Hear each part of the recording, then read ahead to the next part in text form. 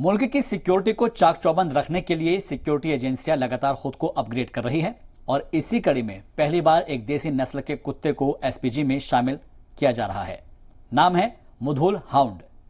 इससे पहले इसे भारतीय फौज के ट्रेनिंग सेंटर में फरवरी 2016 में शामिल किया गया था। तो ऐसे में सवाल ये उठता है कि आखिर मुधोल हाउंड कौन सी नस्ल है और किन खूबियों की वजह से इसे वीवीआईपी सिक्योरिटी में लगाया जा रहा है।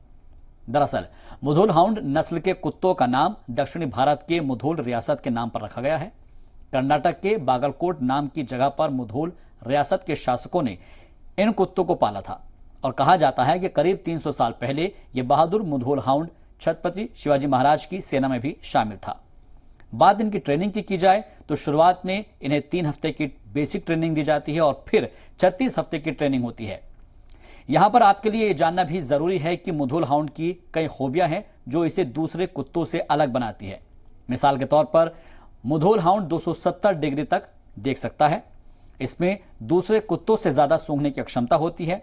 आंखों से इशारा मिलते ही टारगेट पर हमला कर देता है और इसका इस्तेमाल काउंटर इमरजेंसी ऑपरेशन और विस्फोटक से रनवे की सिक्योरिटी के लिए भी किया जाता है। यह जानकारी वाली वीडियो आप देख रहे हैं जी सलाम के डिजिटल प्लेटफॉर्म पर शहबाज के साथ, और ऐसी ही जानकारी वाली वीडियोस के लिए आप जुड़े रहिए जी मीडिया के साथ।